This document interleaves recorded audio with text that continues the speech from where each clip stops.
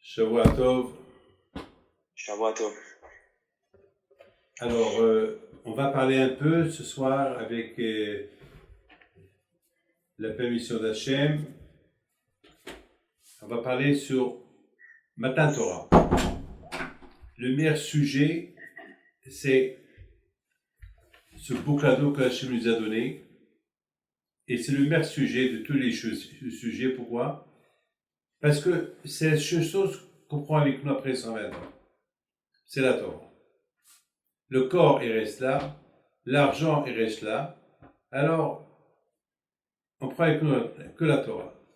Eh bien, justement, je pense que la question, elle est grande.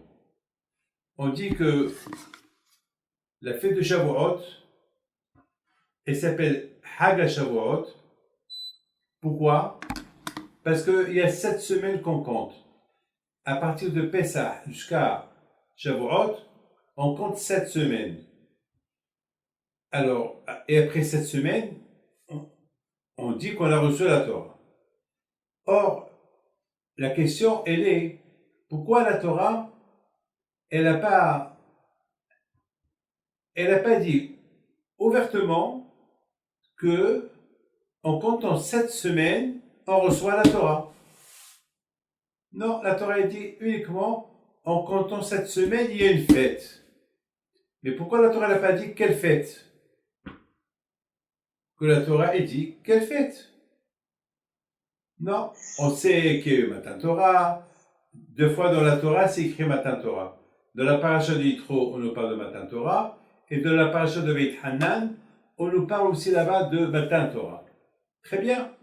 Et chaque fois que la Torah est dit, il faut aller à Yerushalayim 3 fois dans l'année, il faut aller à Pesach, à Shavuot et à Sukkot. Et la question est grande. Tu vas jusqu'à Yerushalayim, on dérange les Juifs d'aller, vous savez, à l'époque, il n'y avait pas des avions, il n'y avait pas des voitures sport, il n'y avait pas des trains, il n'y avait que quoi? Il n'y avait que des ânes. Alors imaginez-vous quelqu'un qui habite à Elat, ou quelqu'un qui habite à Kiryat Shmona, ou à Beit Shan, il faut qu'il fait 300 km. 300 km, vous savez combien ça va lui prendre à faire 300 km? Imaginez-vous, il va allumer toute sa famille sur des ânes. Combien ça va lui prendre au moins 1 semaine et demie ou 2 semaines de route pour rester 1 semaine. Et après, pour rester, 1 semaine. Après, il va retourner encore. Ça va lui prendre 1 semaine et demie pour retourner encore à Shavuot. Attends, fais un calcul. 1 semaine et demie pour venir de Elat jusqu'à Yerushalayim. Rester 1 semaine. 1 semaine de retour. Retourner encore, mais c'est... Tout ça pourquoi? Parce qu'on a calculé 7 semaines. Alors oui, c'est vrai. Alors pourquoi la Torah ne dit pas Matan Torah? Alors vous savez que j'ai réfléchi à cette question et j'ai pensé que tout d'abord, il y a beaucoup de rabbanim. Il y a, par exemple, Rabbi Eliyahu Lopian, alav shalom. Rabbi Eliyahu Lopian, il dit que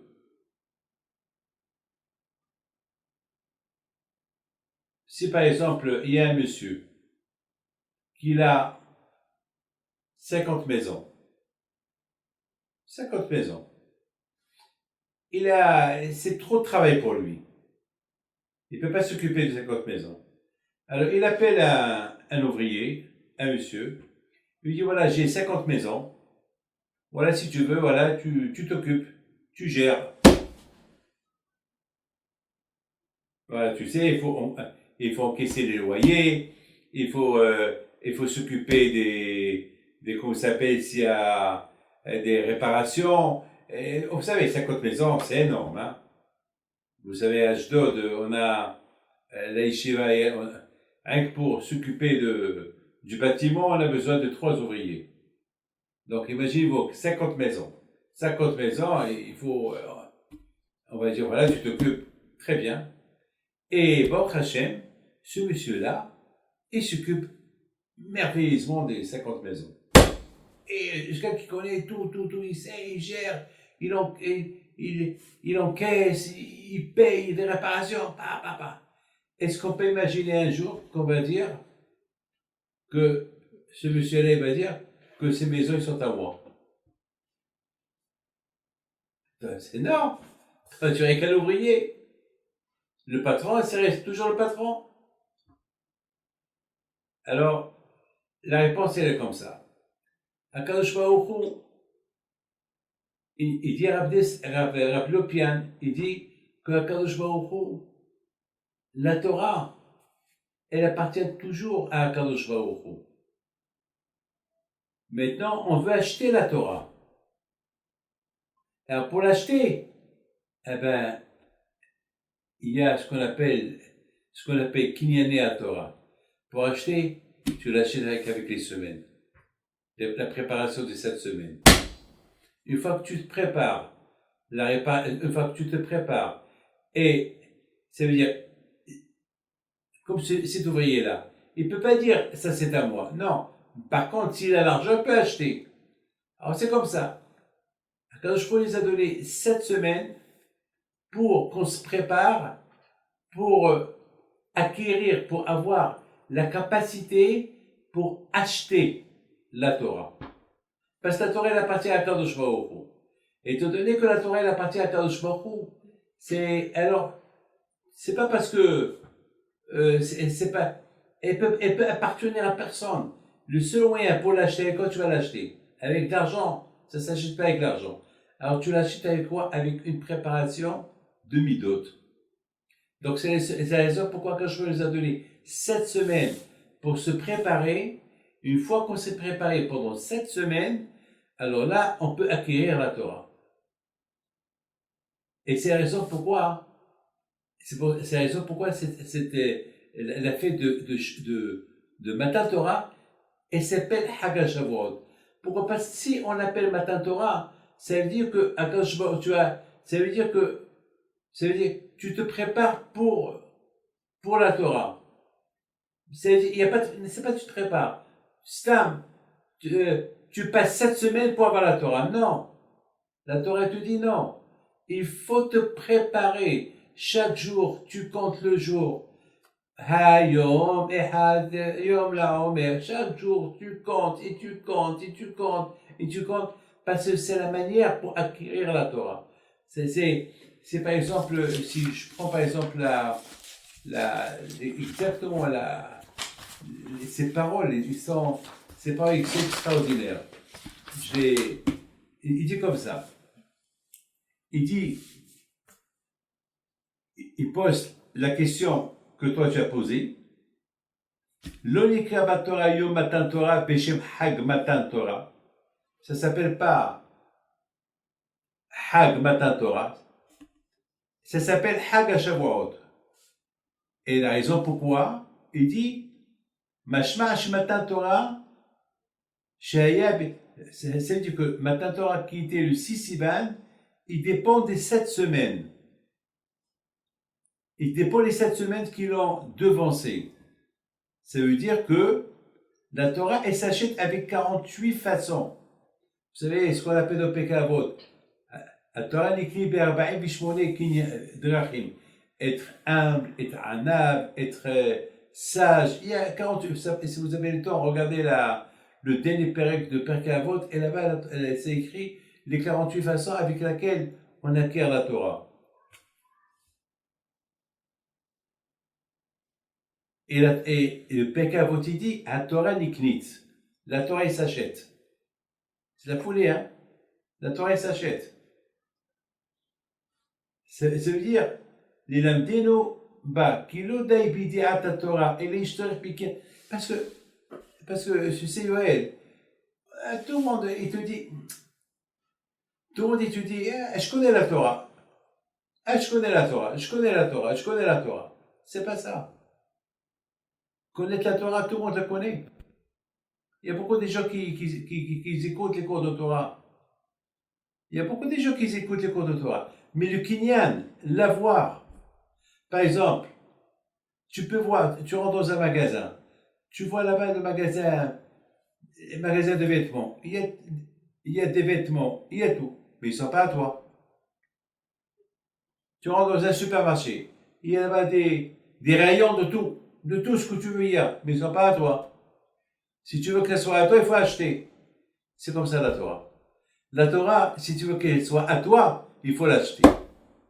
Et pour l'acheter, il faut 7 semaines. C'est la raison pourquoi la Torah ne te dit pas Matan Torah, parce qu'il n'y a pas de Torah. Si tu ne l'as pas acheté, il n'y a pas de Torah. C'est comme si tu as quelque chose dans un rayon, il n'est pas à toi. Tu veux une maison, elle n'est pas à toi. Tu veux qu'elle soit à toi, il faut l'acheter. Il faut l'acheter. Si tu ne l'achètes pas, il n'y a rien. Et c'est la raison pourquoi la Torah, elle ne te parle pas du tout de Matan Torah. La Torah, elle te parle des 7 semaines qui sont avant Matan Torah. C'est tout. Et maintenant, c'est pour ça qu'on les appelle les Hag HaShavuot, la fête des 7. C'est quoi la fête des 7? Ça veut dire, la fête des 7, ça veut dire la fête des 49 jours. C'est avec ces 49 jours-là que tu achètes la Torah.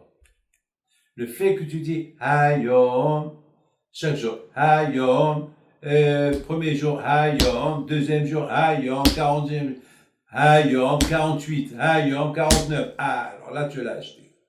Puisque tu l'as acheté, elle est à toi. Et c'est la raison pourquoi. Alors, et c'est la raison pourquoi la Torah, elle est, vous savez, tu sais ce qu'il dit David Ameller, qui im betorat Hashem hifzo, ou betorato yigi yomam v'alayla. On dit betorat Hashem hifzo. David Ameller dit, c'est quoi l'amour de la Torah? Torah Hashem, la Torah d'Akadosh Baruch Hu. Il dit que la Torah, elle appartient à Akadosh Baruch Hu. Mais lorsqu'Akadosh Baruch Hu voit que tu l'étudies et que tu l'as fait, alors il te la donne. Parce que la Torah, c'est les noms d'Hachem. La Torah, elle n'est pas à donner. Et les gens, ils croient que la Torah, elle est là. Et la Torah, il faut l'acheter. Il n'y a rien de gratuit. Ça n'existe pas quelque chose de gratuit. C'est la raison pourquoi tu vois beaucoup de gens qui sont religieux et pas religieux. Ils font des mitzvot, ils ont une kippa, ils ont une barbe, religieux. Pourquoi? Parce qu'ils n'ont pas acquis la Torah. La Torah, elle n'est pas à eux. La Torah, ils ne l'ont pas acheté. Pour l'acheter, il faut l'acheter avec des bonnes midotes. C'est comme l'argent, du cash, un chéquier, une carte. Sans ça, tu ne peux rien acheter. Tu peux pas rentrer dans un magasin et prendre. Non, tu achètes. La Torah, c'est de même. Tu achètes. Il faut l'acheter. C'est la raison pourquoi la Torah ne t'a pas dit. Elle n'a pas dit à Hachem, je vous donne la Torah le 7, le 6. Non, elle n'a pas dit. Elle a dit, je vous la vends après 7 jours, après 7 semaines. Après 7 semaines, je vous la vends. C'est pour ça que la Torah dit, parce qu'il faut être réaliste, il faut être logique. Hachem t'a pas dit de compter les jours comme ça. Imaginez-vous, une femme qui est nida, on sait qu'elle compte 7 jours de pureté pour être pure. On sait. On sait. Alors là aussi, Hachem t'a pas dit de compter 7 semaines comme ça. Ah non, non, il y a une raison. Pourquoi tu comptes 7 semaines? Tu comptes 7 semaines pour la Torah. On sait. Est-ce que la femme, elle va dire à tout le monde, je compte 7 jours pour aller au mikvé. Est-ce qu'elle va parler devant tout le monde? Non. Là aussi, il n'a pas dit, comptez 7 semaines. Nous, on comprend. C'est 7 semaines de préparation donc, dans Pekevot, il écrit chaque jour, parce que n'oubliez pas que les Bénis Israël, en Égypte, ils étaient sales, très sales en Égypte. Ils étaient dans 49 degrés de Touma. 49 degrés de Touma. Donc, il fallait sortir de ces 49 degrés de Touma. Ça, Hachem, c'est pour ça que ça a pris 7 semaines. Mais une fois, je me suis posé une question. Pourquoi Kachro, il n'a pas fait que Bémet à Kachro, s'il veut? Il peut. En une seconde, il peut les purifier de tout. Hachem, en une seconde. Pourquoi Kachro, il nous a donné ça à 49 jours? Pourquoi Kachro, il n'a pas fait que le jour qu'ils ont quitté l'Égypte, il leur donne la Torah? Il leur donne. Ils sortent de l'Égypte, il leur donne la Torah. Akashre, il aurait pu faire, ou bien après 7 jours, disons, d'accord, on va pas mélanger Pessah, et là, après 7 jours de Pessah, eh ben, tout de suite, Hachem, après Kéatian Souf, il va avoir un miracle. La terre, elle va se raccourcir, boum, ils arrivent. Vous savez que Rabbi Haim Pido Alav Shalom, et ben Hachem Tov, et beaucoup de tzadikim, ils voyageaient. Je te raconte une histoire. Une fois, il y avait Rabbi David Hassin, il était un grand païtan à Meknes. Rabbi David Hassin, très grand païtan à Meknes. Et Rabbi Haim Pido, mon grand-père, le premier d'Issaouira, il a entendu parler de lui, et un vendredi soir, Rabbi Haim Pido Alav Shalom, il faisait les bakashot. Et les bakashot, ça dit les piyutim de vendredi soir. Il a fait Kfitzat Aderer, Issaouir à Miknes, et David Hassin y dormait, il l'a réveillé. Il a dit, David, lève-toi. Il a eu peur. Il lui a dit, c'est moi, Behim Pito. Behim Pito, soir de Issaouir, oui. Il s'est levé tout de suite, il est parti se laver les mains, il a dit, viens avec moi, il y a un grand païtan, Rabbi Israël Najara, il est chez moi à la maison, viens, on va chanter ce soir. Elle dit, mais attends, mais je suis à Meknes, toi tu es à Essaouira. Elle dit, t'inquiète pas, ferme tes yeux, on arrive là-bas. Elle dit, c'est ma femme, elle se réveille. Elle dit, t'inquiète pas, ta femme, elle va pas se réveiller. Alors regarde, Rabbi Haim Pinto, il est parti de Essaouira à Meknes. Meknes, il retourne à Essaouira. Après, il repart à Meknes et retourne. 5 allers-retours. 5 fois, il a fait ce trajet-là, Erev Shabbat. Comment tu comprends cela? Ça veut dire presque 2500 km. En quelques... Une seconde. Comment tu comprends ça? C'est ça, tzadikim. Donc, Akash Baruch Hu aussi veut.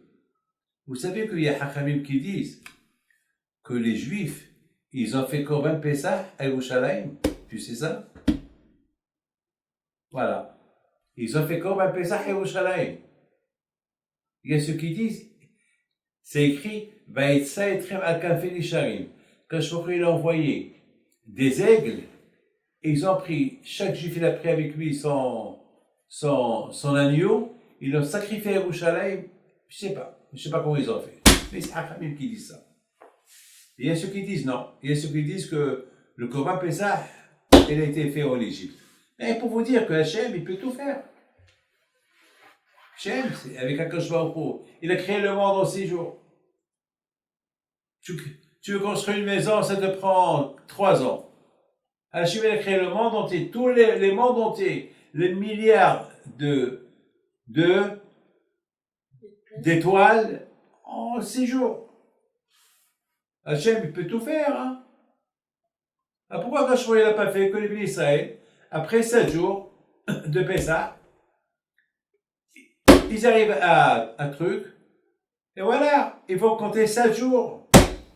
Pourquoi 7 semaines? Au lieu de 7 semaines, 7 jours, ils arrivent à Sinaï, ils reçoivent la Torah.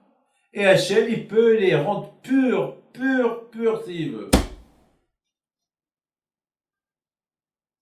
Ce que Hachem a fait en 49 jours, pour les aider à se purifier, en 7 jours. Vous savez pourquoi? Parce qu'il y a 48 mauvaises qualités. Et il y a 48 bonnes qualités. Ici, on ne saute pas les étapes. Vous avez compris? On ne saute pas les étapes. Et déjà, Hachamim ils disent, écoutez bien ça, pour réparer une qualité, pour réparer la colère, il faut 40 ans. 40 ans. Alors, imaginez-vous, pour réparer 40 qualités, combien des années il faut? Oh là là! 40 multiplié, 48, c'est de la folie tout ça. Et Hachem, il les a aidés à se purifier en 48 jours. Pourquoi? Parce qu'il y a Kinyané à Torah. Parce qu'ici, il n'y a pas à sauter les étapes. Pour acheter la Torah, il faut du cash. Et quel cash? Les qualités. Des bonnes qualités. Chaque jour, il se débarrassait d'une mauvaise qualité et il prenait une bonne qualité. Chaque jour. Vous savez, il y a comment ça s'appelle, il y a un grand rave. Et c'est un très bel truc que j'ai lu. Il y a un grand rave qui raconte, qui dit que quelle est la raison pourquoi Akadosh Baruch Hu, je ne sais pas si tu comprends ça. Est-ce que vous avez entendu parler de Rabbi Hizkel Abramski alav shalom? C'est un grand Baal Moussa, grand tzaddik. Lorsqu'il était en prison, en Russie, il y a un du KGB. Il a commencé à lui crier. Et le rave, il le regarde, il ne bouge pas. Et il s'énerve. Il dit, comment? Je vois, je te crie. Et tu es comme ça, tu es calme, au lieu que tu trembles. Vous savez ce qu'il a répondu?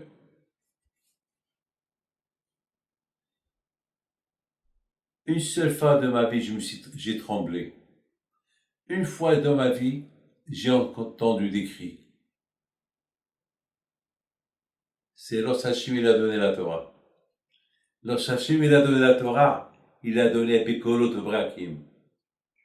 Ces cris-là, ils sont encore restés là. Tous les cris, à part ces cris-là, ça ne joue pas sur moi.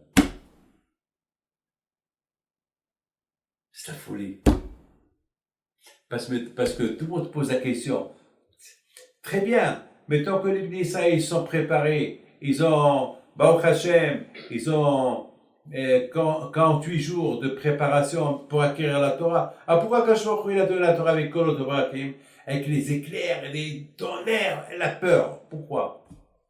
Quelle est la raison? Quelle est la raison? Tout le monde pose cette question. Vous savez pourquoi? Eh bien, justement, c'est ces cris-là de Kolot Obrakim qu'on a entendu à Matin Torah. Vous aussi, vous étiez là-bas. Vous aussi, vous étiez là-bas. Moi aussi, j'étais là-bas. Nous tous, comme Mashiach, on les a entendus pour une raison. Un message. Lequel? Dans la vie, il y aura des problèmes. Ça n'existe pas un qui n'a pas de problèmes. Comme maintenant. Des problèmes, la guerre qu'il y a aujourd'hui. Il y a des problèmes. Ça n'existe pas. Ça n'existe pas. Ça n'existe pas. Un jour, il n'y a pas de problème.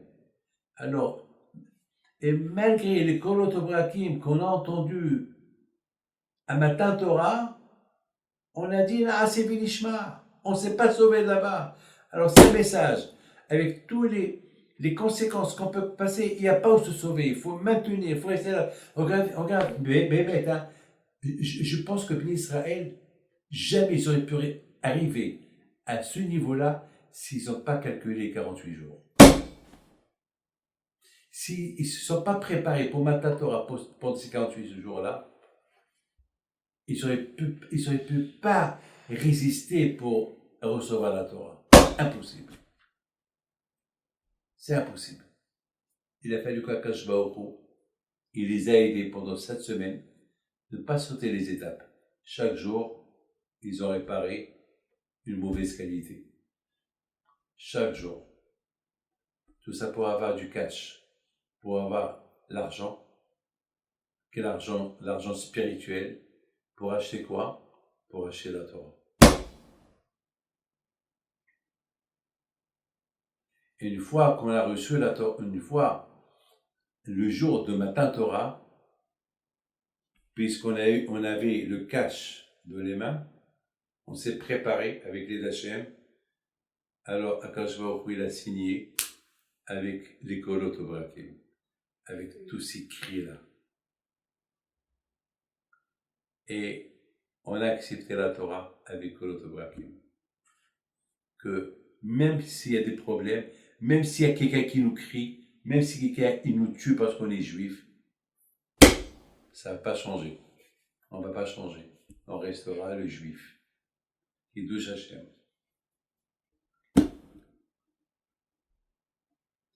C'est extraordinaire, extraordinaire, extraordinaire. Vous savez qu'il y a un grand rave, j'ai vu dans les livres de Ba'al Moussar, il y avait un grand rave, un grand Talmid Hacham.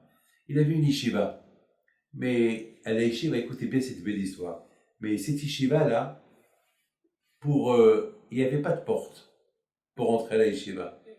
Il fallait faire un grand détour pour entrer. C'est-à-dire, il fallait faire, une fois le Rosh Yeshiva était il regardait par la fenêtre, il avait un garçon, il n'a pas voulu faire tout le détour. Qu'est-ce qu'il a fait? Il a sauté la barrière. Une fois, 2 fois, 3 fois. Le Rosh Yeshiva, il l'a appelé. Il a dit, je veux plus que tu restes à la Yeshiva. Il a dit, pourquoi? Il dit, parce que quelqu'un qui saute les étapes, je ne veux pas le garder. Si la Yeshiva, si nous, les dirigeants, on a fait qu'il faut passer comme ça, alors pourquoi toi tu sautes? Pourquoi moi, le Rosh Yeshiva, je ne peux pas casser le mur et que tout le monde rentre? Moi, je veux tester les gens, et tu le sais bien, je veux que les gens, ils apprennent à ne pas sauter les étapes. À ne pas sauter les étapes. Ça, c'était le Saba Mekelem Alav Shalom. Il a dit, et le Bahour, il le regarde, il dit, bon, ben si tu n'es pas content, je m'en vais. Il dit, écoute, je te donne encore une chance. Non, il a dit non, ça ne m'intéresse pas. Moi, j'aime sauter les étapes. Tous ceux qui aiment sauter les étapes ne réussissent pas à la fin.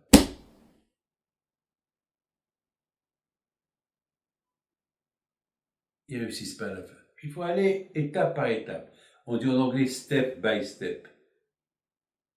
D'ailleurs, une fois, vous savez, à Ashdod, on habitait au 5e étage. Et une fois, j'ai eu une idée. Une idée. Vous savez, 5 étages, c'est énorme. Il faut. Alors, il n'y a que le Shabbat que je monte les 7 étages. Alors, lorsqu'on commence à monter, les escaliers sont sales. Et au fur et à mesure qu'on monte le premier, le deuxième, les escaliers deviennent propres. Lorsqu'on arrive au 4e, les escaliers sont déjà bien propres. On arrive pour monter au 5e, ils sont complètement propres. Alors, ceux qui étaient avec moi une fois, je leur ai dit, regardez si vous allez remarquer quelque chose que j'ai remarqué. Regardez le parterre. Alors, ils regardent le parterre, ils ne voyaient rien du tout. Alors, on monte. On est arrivé au 5e. Vous avez remarqué quelque chose? Non, on n'a rien remarqué. Hey, merde, vous êtes des ânes. On va redescendre. Mais, Rabbi, on va redescendre. Et j'étais crevé, j'étais fatigué. Et on est redescendu. Alors j'aurais dit, mais on remonte. 2 fois, ils n'ont pas compris. Et maintenant, on va redescendre. Alors là, ils ne pouvaient plus. Ils allaient crever. Bon. Et c'est une histoire qui date au moins 25 ans, cette histoire-là. 25 ans. On est redescendu. Regardez. Beaucoup des fois, on ne fait pas attention. Si on ouvre les yeux, c'est pour ça, il faut être observateur. Il faut faire attention. Je dis, regardez, Regardez les escaliers. Ils sont sales. Ah oui, parce qu'il y a beaucoup de passagers. Regardez. Premier, deuxième, troisième. Oui. Et au quatrième, c'est moins de saleté. Au cinquième, c'est plus ou moins propre. Je dis, vous savez pourquoi? Parce que, à cause des passants. Parce que le premier étage, tous ceux qui habitent jusqu'au cinquième, il faut qu'ils passent par le premier étage. Le deuxième, et après, les premiers, ça y est, ils sont rentrés chez eux. Maintenant, tous ceux qui montent d'en bas jusqu'au deuxième, c'est encore un peu plus. Et au fur et à mesure que les habitants, ils sont moins qui montent, donc c'est plus propre. Jusqu'à le cinquième étage, là-bas, je suis le seul qui habite là-bas, donc il n'y a que moi et ma femme et mes petits-enfants, il n'y avait personne encore. Alors, je lui dis, c'est ça. De plus qu'on fait les avérotes, de plus qu'on s'habitue à la chose, on ne la remarque pas. On ne la remarque pas. On ne la remarque pas.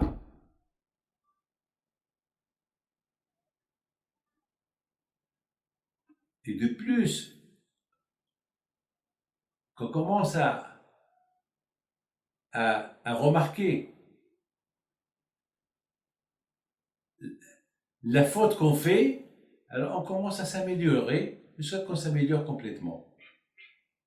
Ben justement, quand je vois au donc les Juifs, ils sont sortis de l'Égypte, ils étaient comme ceux qui veulent monter du cinquième étage, du premier étage au 48 étages. Donc chaque jour, ils montaient un étage. Et encore un étage. Et un étage. Et au fur et à mesure qu'ils montaient, la Touma était diminuée. Et c'est ça. C'est extraordinaire. C'est de la folie. Alors là, je voudrais. Il y a comment ça s'appelle, il y a quelque chose de magnifique que tout à l'heure j'ai pensé. Tout à l'heure j'ai pensé que. Tout à l'heure j'ai dit, vous savez que Hacham ils me disent, écoute bien ça. Hacham ils me disent que, écoutez bien ça, c'est beau, c'est dommage, c'est beau. Hacham ils me disent que deux fois dans l'année, on est jugé. À Rosh Hashanah et à Shavuot. À Rosh Hashanah, on est jugé pour la parnassa.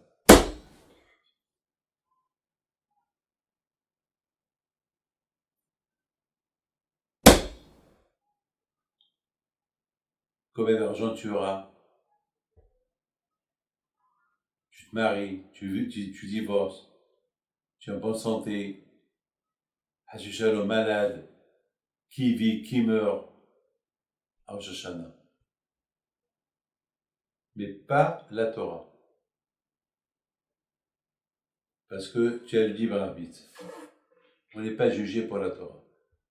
Et à Shavuot, on est jugé combien de Torah on te donne. J'ai pas compris. J'ai pas compris. J'ai pas compris. J'ai pas compris. Pourquoi à Shavuot, tu es jugé pour la Torah?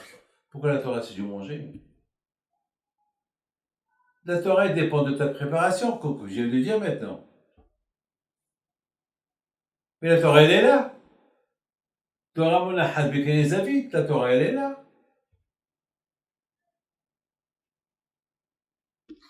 La Torah, elle est là. Le voilà. Elle est là. Prends-la. Tu as besoin de jugement. Tu as besoin que on te fait un jugement dans le ciel. Combien de Torah, monsieur Yoel, on va te donner? Mais est-ce que la Torah, elle se donne? La Torah, elle se donne pas. On vient de dire bientôt que la Torah, elle se donne pas. Aussi, on a dit que la Torah, elle est posée, elle est là, elle est dans ce monde-là. En plus, la Torah, tu l'as une fois que tu te prépares. Eh bien, mon fils, tu sais c'est quoi le jugement de la Torah? Écoute-moi bien. Et vous allez m'écouter, hein. Une réponse spectaculaire. Vous savez, il y a ce qu'on appelle des vêtements neufs. Il y a des vêtements qui sont deuxième qualité. Il y a des vêtements des pauvres. Il y a toutes sortes de vêtements. Maintenant, il y a des vêtements qui ont été faits par des grands couturiers, avec des diamants. Ça dépend, il y a tout prix. Akadosh Baruch Hu, il voit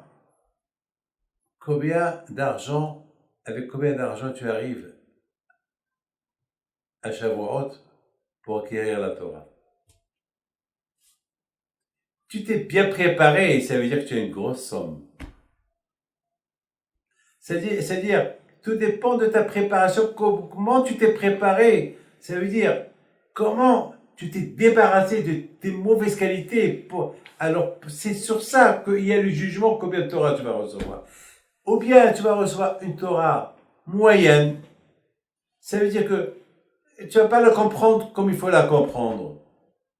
Ça veut dire que tu vas te casser la tête pour la comprendre. Et peut-être tu vas pas le comprendre.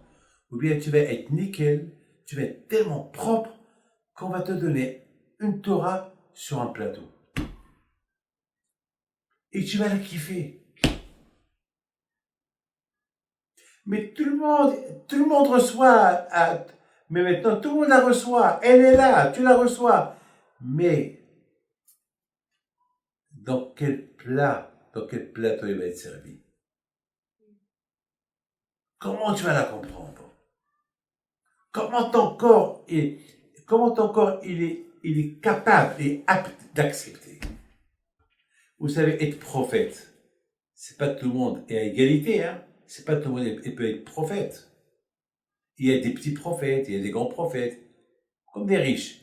Il y a le grand riche, il y a le moyen, dans les riches, il y a pas de limite, hein. Quand on parle de Moshe Rabbeinu, c'est l'homme le plus grand prophète du monde, et après il y a des moins que lui.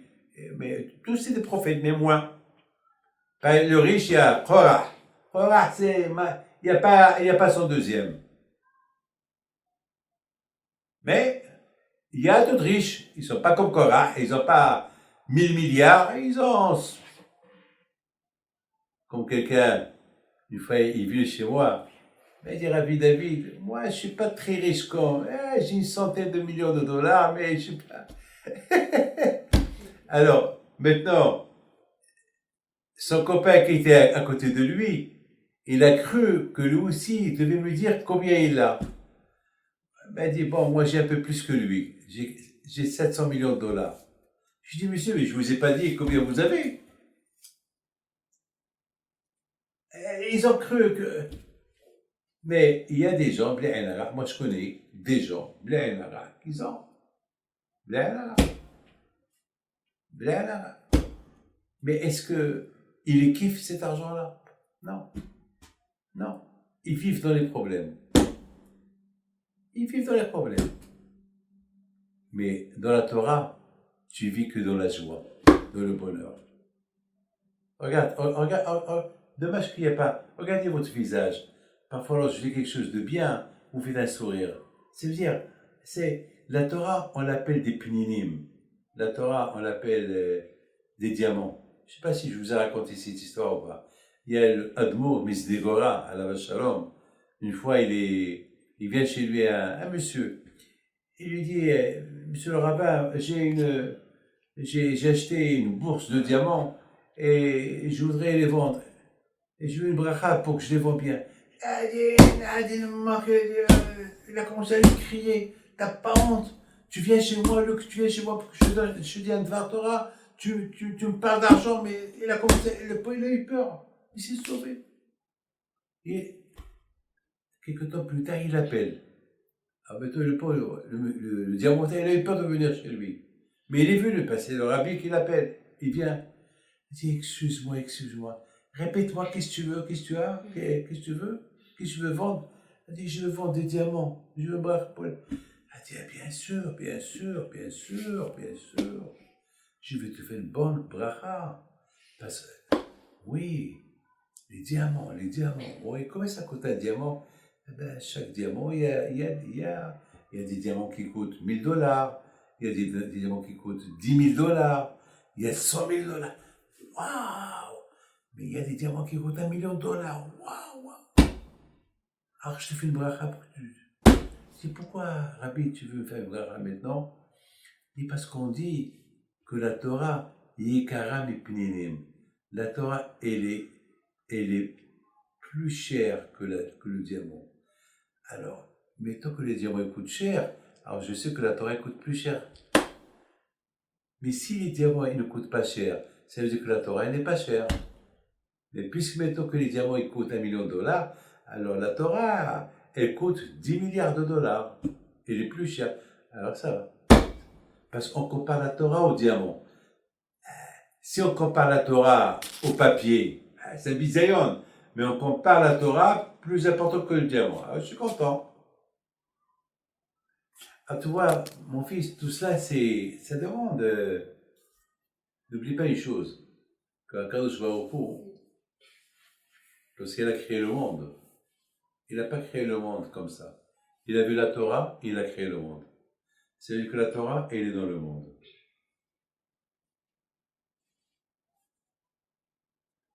Ton travail est la première question qu'on te pose. Après 120 ans, est-ce que tu as étudié la Torah? Voilà. La première question qu'on te pose, est-ce que tu étudies la Torah? Voilà. C'est la première question qu'on te pose. Pourquoi cette question? Pourquoi on ne pose pas autre question? Tu sais pourquoi? Parce que la chose la plus proche qu'elle était à côté de toi, c'était la Torah. Parce que Hachem, il a créé le monde avec la Torah. Donc la Torah, elle est là. Là où tu es, elle est à la Torah. Donc Hachem te dit, comment? Tu as cherché tout, et ce qui est le plus proche de toi, tu ne l'as pas cherché. Tu as été chercher, fouiller les diamants. Tu as été fouiller pour trouver ça et ça et ça et ça et ça. Et la Torah, non? Mais elle est à côté de toi. Donc on comprend très bien que lorsque Hachem il a donné la Torah, avant qu'il a donné la Torah, Hachem, il fallait qu'il nettoie les Juifs. Pourquoi? Parce que quelqu'un qui pue, quelqu'un qui sent mauvais, et il se parfume, et s'il va sentir le parfum, quelqu'un qui pue, quelqu'un qui est sale, et tu mets le parfum, il va sentir encore plus sale. C'est un mélange, un déodorant. Tout d'abord, il est propre, et après, il se lave, et après tu donnes le parfum. Alors, Akadosh Baruch Hu, il a voulu que les Juifs ils sentent le parfum, qu'il est à côté d'eux,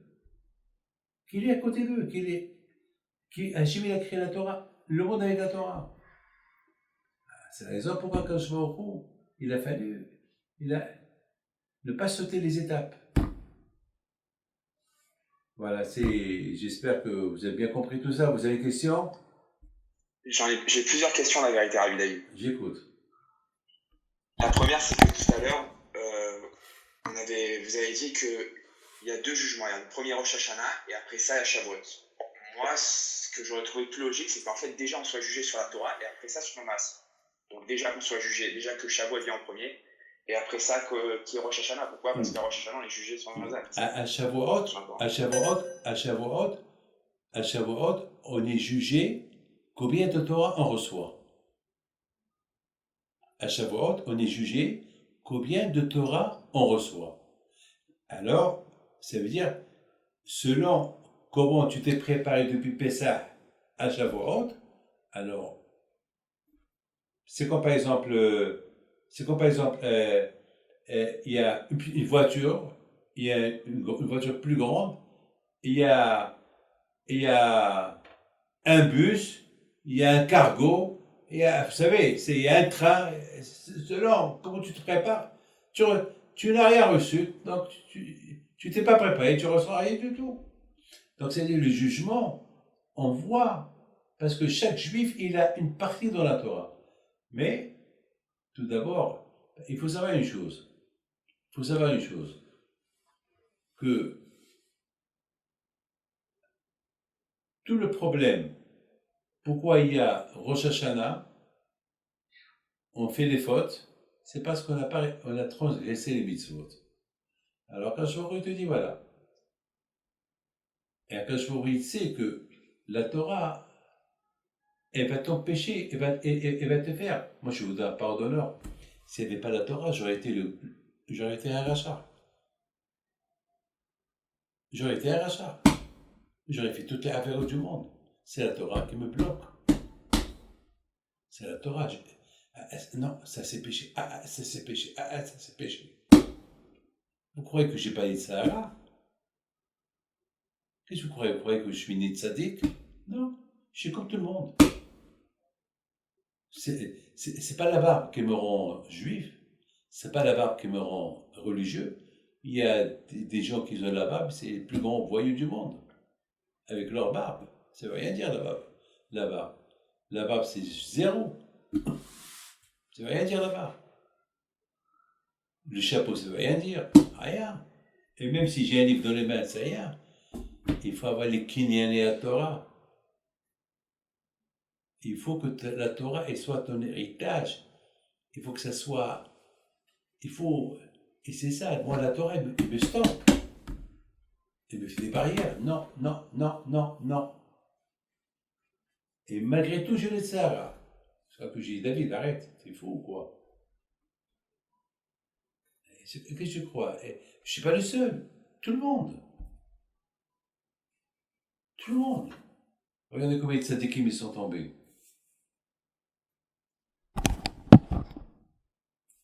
Et heureusement qu'il y a le bon Dieu qui nous aide.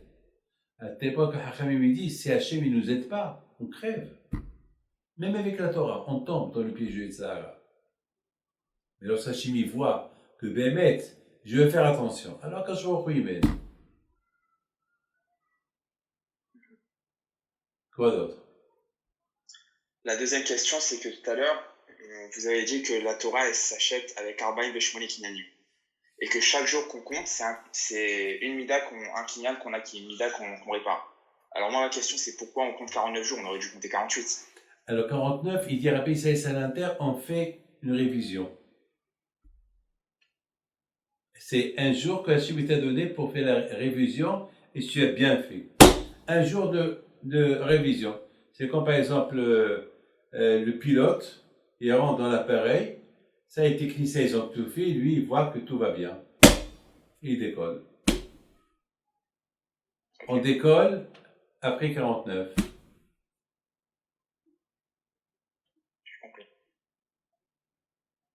J'attendais que vous posiez cette question. Vous avez une autre question?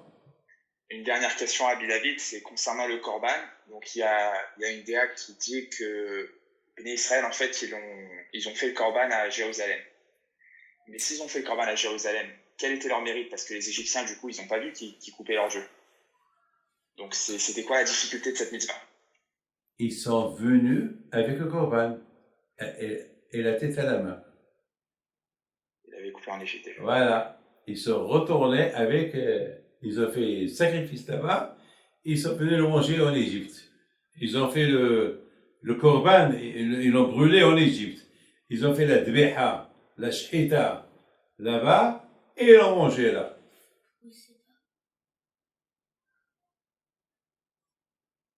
J'ai compris.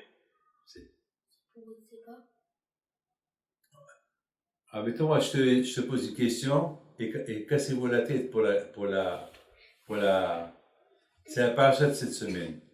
La paracha de cette semaine, il dit Naso etrosh bnei Gershon gamhem.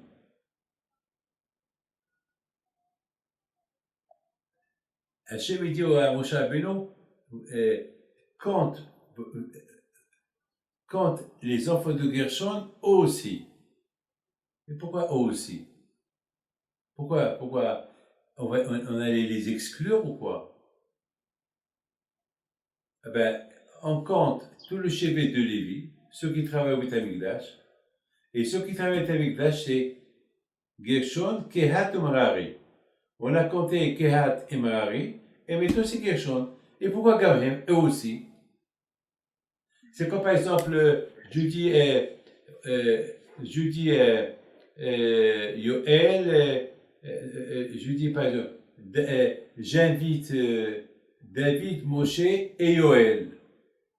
Ouais, attends, on est toujours trois ensemble, on est trois frères. David, Moshe, Yoel. David, Moshe et Yoel. Pourquoi et Yoel? Pourquoi?